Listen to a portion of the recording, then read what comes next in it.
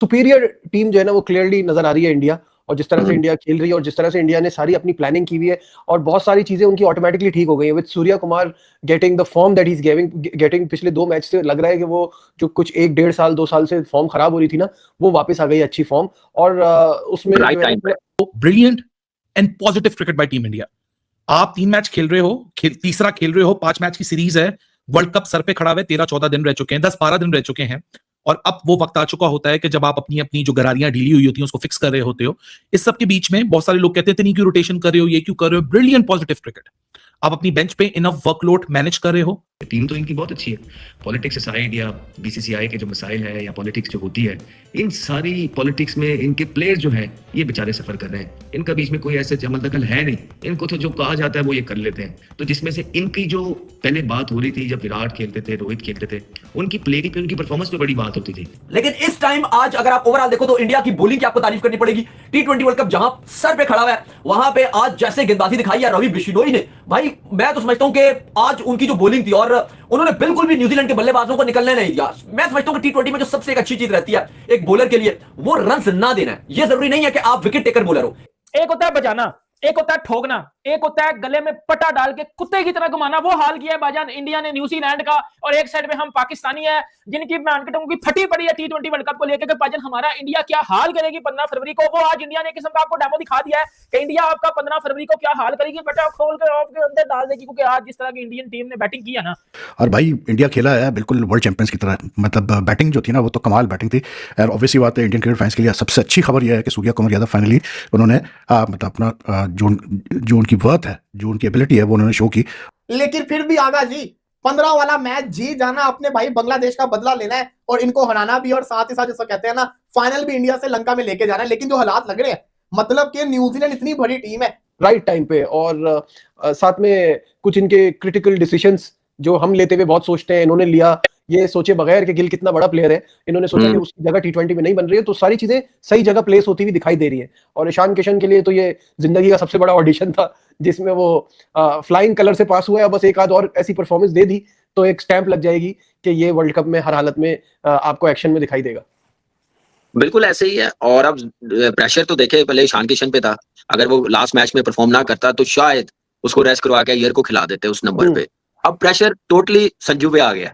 मुझे लगता है संजू की जिंदगी में ना सुकून ही नहीं है। सुकून नहीं है। उसने इस तरह का खेलना है, फिर जब बात आ जाएगी ना कि अब नहीं, अब इसको मौका नहीं मिलने वाला, तो फिर एक ऐसा 100 करेगा सब पागल हो जाएंगे। टीम मैनेजमेंट सोचेगी कि अय्यर को भी खिलाने का, जो बाहर और बैठे हुए हैं उनको भी खिलाने का, तो शायद फिर ईशान किशन कीपिंग करे और प्लेइंग 11 का हिस्सा भी बने वर्ल्ड कप में। इसलिए संजू का परफॉर्म करना बड़ा जरूरी है। और मैं समझता हूँ कि संजू ऐसा प्लेयर नहीं है जो टीम से ड्रॉप हो, और ये टीम आइडियल उसके लिए फॉर्मेट है T20 का। और परफॉर्मर भी यार खेलता भी बड़ा जबरदस्त है। फॉर्म आने जाने वाली चीज होती है। आप देखें ना कितने प्रेशर के बाद वो आया, सारा वो 15-20 मैचेस वो बाहर बैठा रहा 200 करने के बाद।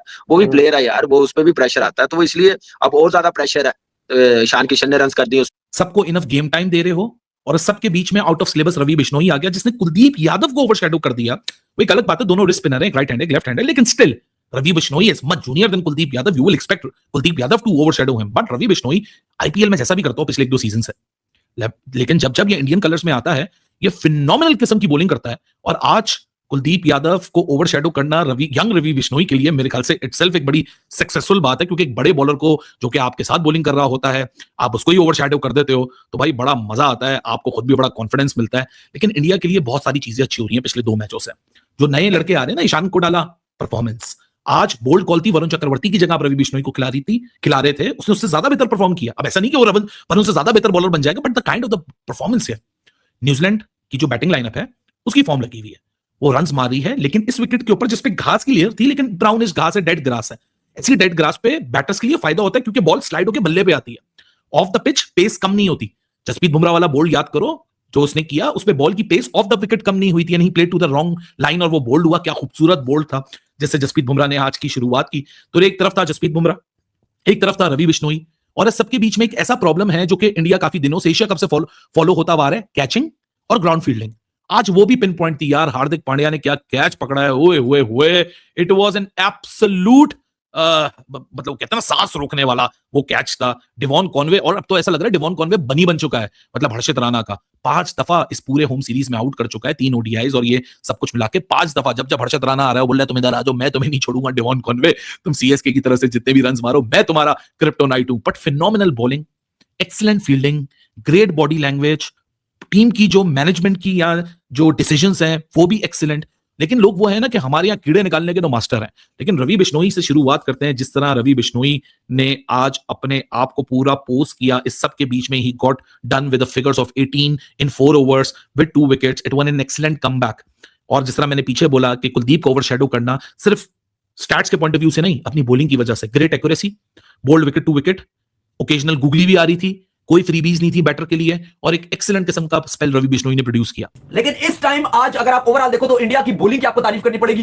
टी20 वर्ल्ड कप जहां सर पे खड़ा हुआ है वहां पे आज जैसे गेंदबाजी दिखाई है रवि बिश्नोई ने, भाई मैं तो समझता हूं कि आज उनकी जो बॉलिंग थी और उन्होंने बिल्कुल भी न्यूजीलैंड के बल्लेबाजों को निकलने नहीं दिया। मैं समझता हूं कि टी20 में जो सबसे एक अच्छी चीज रहती है एक बॉलर के लिए वो रन ना देना है। ये जरूरी नहीं है कि आप विकेट टेकर बॉलर हो, टेस्ट क्रिकेट में या शायद ओडीआई में भी आप विकेट टेकर बॉलर की एक ज्यादा एबिलिटी रहती है, लेकिन टी20 में वो बॉलर ज्यादा प्रेफरेंस आप कह रहे हो कि अहमियत का हामिल होता है जो इकोनॉमी में अच्छा होता है, जो रन नहीं देता। अब टी20 में अगर आपने 4 खिलाड़ी आउट किए हैं और आप रन दे रहे हो 45 या 50 तो आप कोई अच्छे बॉलर नहीं हो। लेकिन टी20 में अगर आपने 20 रन दिए हैं, विकेट आपको 0 मिली है, आप एक बेहतरीन बॉलर हो। क्योंकि टी20 में एट द एंड जो इकोनॉमी वाला अच्छा बॉलर होता है उसकी मांग ही ज्यादा रहती है और वही अल्टीमेट आपका मैच विनर बॉलर होता है। अगर अनलेस के आप देखो कि जो 50 रन देके 4 आउट कर रहा है वो कोई समझो उसने डैमेज दे दिया, अगर 50 रन उसने खा गया उसने काम खराब कर दिया। टी20 में रवि बिश्नोई की जो मुझे खास बात लगती है कि इनको हिट करना बहुत ही तकरीबन नामुमकिन सा नजर आता है। और बिश्नोई ने आज भी जैसे बॉलिंग की, हार्दिक पांड्या बेहतरीन गेंदबाजी उन्होंने दिखाई, इवन ऐसा विकेट नहीं था लेकिन उन्होंने बड़ी अच्छी बॉलिंग की और इंडिया जो है उसने बिल्कुल ऐसा लगा कि इंडिया की जो बॉलिंग अटैक है उसने टोटल न्यूजीलैंड को दबोच के रख लिया, टोटली न्यूजीलैंड को पकड़ के रख लिया।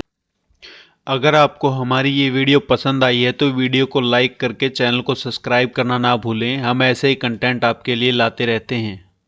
तो चलिए मिलते हैं नेक्स्ट वीडियो में।